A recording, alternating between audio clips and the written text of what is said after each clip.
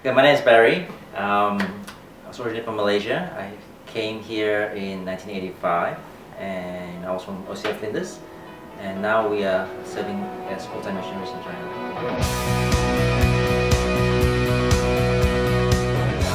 I never thought I would be a missionary full-time. It wasn't my plan to be a missionary. Rewind a little bit. So I was born in a Christian family, but I never really knew Christ until I went to university. So basically OCF was a changing point in my life. I mean, I knew that for me, my time of service in OCF was coming to an end. I've been there serving for 10 years, since 1991 until 2001. So I knew it was already coming to an end. I couldn't really contribute much apart from being an advisor or something like that. So, so then God was moving me in a different direction. When I became a Christian in OCF, I guess everyone knows Auntie Marilyn.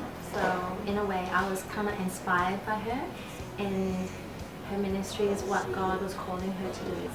And when I became a Christian, there was actually a call on my life that one day I would actually go into the mission field. I didn't know, I didn't have a specific country or people group. But you know, that was always in the back of my mind. Well, from that time until 10 years later, that call came to fruition. Yeah. So for me, my background is economics, so I did my MBA. So I've been working for 15 years before we actually went out in the field. So I was working as a business consultant. So when I was ready to go out, basically I just felt that I had to give it all up to God. So I had to really come to a point in my life is that okay, all my life skills, all the finances, the future possibilities, using my career, I had to give it up to God. And for me, that was the hardest thing to do. So for 3 years, I said, no, I don't want to go. I don't want to go to missions. But then after, God never took the burden away from me. This is the joy no moment way. You run away from what God wants you to be doing. So at the end of the 3 years, I just said, okay, I'm going to give everything up, surrender everything. We're just going to go to China. And then so we went there. The first 2 years, we really just studied the language. So when my oldest daughter was born, I actually asked, what was the 15 years of business consulting for, of work? And then he opened up this opportunity to work in this Christian publishing company, a Christian multimedia company. So I've been doing that, studying that in the last 8 years. For me, OCF was a big training ground. When I first became a Christian, I was actually in second year university studying economics. And I remember I just wanted to serve God. So I first started by stacking up chairs. When I go to OCF, I'll just do the chairs part. So slowly, year after year, OCF, God through OCF gave me a lot of opportunities to serve. So from stacking up chairs to doing song leading to becoming co-Bible study, then Bible study. Then ultimately, leading convention, doing convention chairperson, and then into EXCO, after EXCO for 3 years, and then moving into this. Every year you could see the challenge that God allows me to actually contribute to my spiritual growth, but also serving OCF. Just something a bit more every year. So every year there's you could see that, if you look back now, you could see the steps where God's been taking me through. So for me, I'm really passionate about OCF. I think OCF has been a great organization. It allowed me to mature as a person, allowed me to have a lot of experience with a lot of people, and I think God used that, I guess, for His glory. Let's go back a long time ago. Yeah.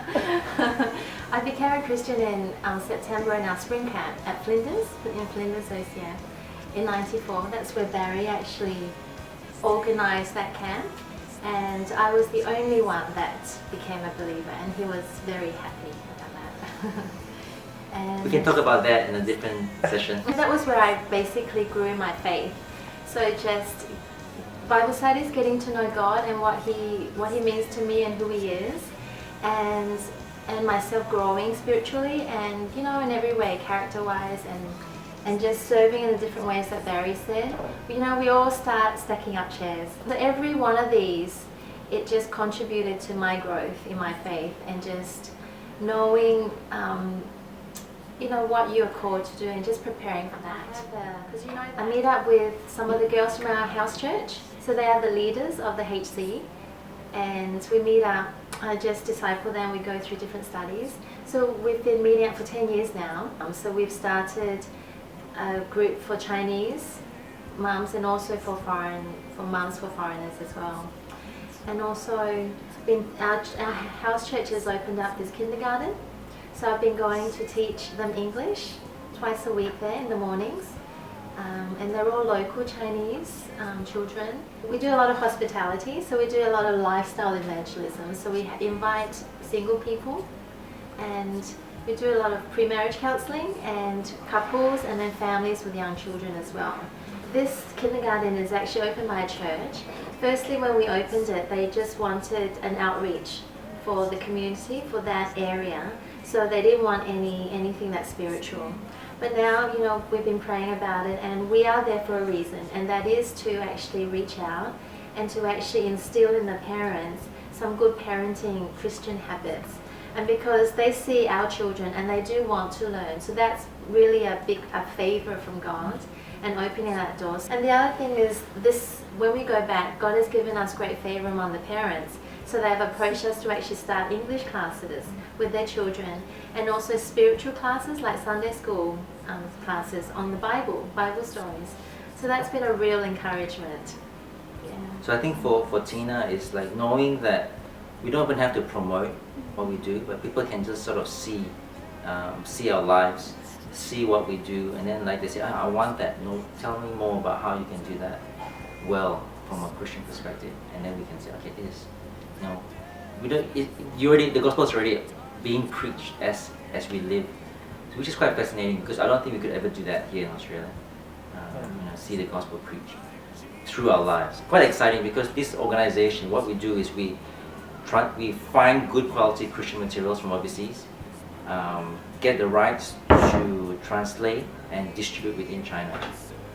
So it's very good because I think in China now we are probably considered the biggest multimedia company. Hello, can you join us? Yeah.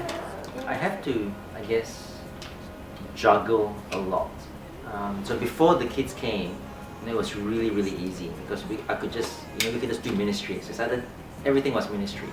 But when the kids came along, it's a bit harder, I guess, because we need to now balance the time that we spend with the kids as a dad, and then as a husband as well. So I think right now we have found a very good place in terms of balancing work, family, and then home life or ministry.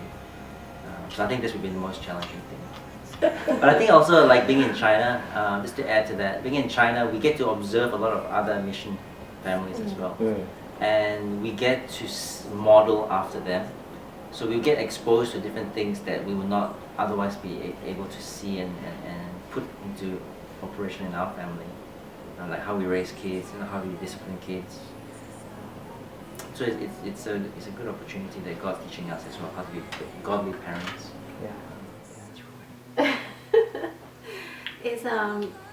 It's just seeing people, their lives change, the whole lifestyle changing, and their relationship with God coming closer, and just everything. It's just not just ministries, but just seeing our kids adjusting well to life there, because they are third culture kids. Being in we're all Chinese, but the Chinese are different culture. So it's just getting used to that and having them adjusting, and yeah. For me, seeing a book published and we're seeing 10,000 copies distributed, so we know that at least probably 30,000 people would benefit from this book. Maybe on parenting, on marriage and family. I just got news recently that we had our Sunday school curriculum, the first big one, printed again, and there's like 80,000 copies. So you can imagine if 80,000 churches could benefit from this curriculum, that's like a huge impact for us. So when we can say we have sort of had our hand involved in contributing to the spiritual growth of 80,000 churches. There's no way anyone could sort of have that opportunity. So I think there's so many different things that God has allowed us to be part of that we could see the rewards. The next term, which is 2.5 years, will be a very interesting one for us, because I think we just feel last year God saying moving out from what we used to be doing into a new area. So for me, we want to concentrate more on children and youth ministry in China and growing this area. Children and youth ministry doesn't exist in a very formal way in China. Youth ministry doesn't work. There is no good youth ministry in China. So I guess the challenge for me is to develop a program to help churches to develop their children and youth leaders and their ministries within the church setting. I think firstly make the most of your time, whichever centre you're from, and your time in Australia, because there is a purpose and a reason why all of you are here, wherever it may be, and allow God to actually teach you His different lessons, and let Him, just trusting and let Him lead and guide your future, and just after that, just believing and really knowing where God wants you to be. I would say two things for ACFS. Number one, definitely try and find your partner in ICF. VGR. So that's my first thing. If we have more time, we will come back and we will do a session on VGR. Because I think that's very important. It's very important. Number two is that try and get as much experience as you can before you go and work. Going on a missions field, finding out what God wants to do with your life. OCF is a very missional organization. So I think try and get as much exposure as possible is a very good thing. And don't waste opportunity. We love our OCF years. It's one of the best times of our lives. Very often reminisces. It was so free, just being a student, no responsibilities. So yeah, it's a great time. Seriously, we love it. Alright. Thank you for praying for us. Come and visit us in Beijing. Bye. Say bye. Say bye. Say bye. Say 再见. Bye.